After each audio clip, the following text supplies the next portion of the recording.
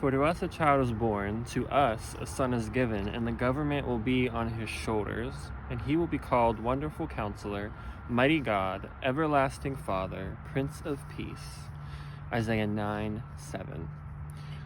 Long ago, when kings and queens were being introduced, they would collect a bunch of titles or nicknames of themselves to sound impressive.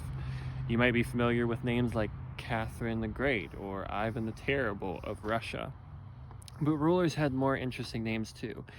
Edward of England was known by the name the Hammer of the Scots, which sounds kind of cool.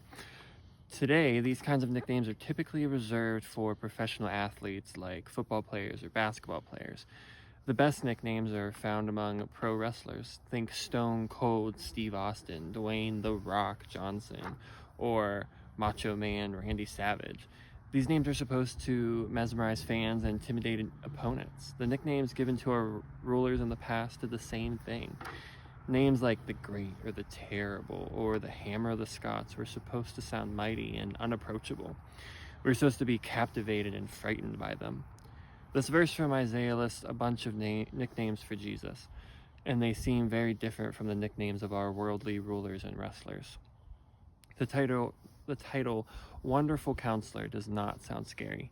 It sounds inspiring and personal. What if we were to rewrite Jesus' name with the phrase Mighty God? It might sound something like Jesus Christ the Mighty God.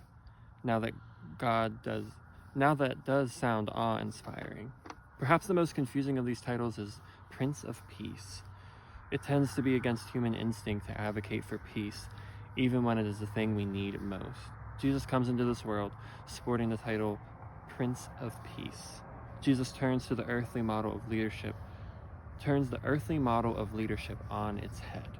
He does not rule by force and terror, but through faith and love. He preaches, "Blessed are the peacemakers," and through his death and resurrection, he brings peace between humanity and God. Take time today to reflect on the nicknames of Jesus. Which one means the most to you?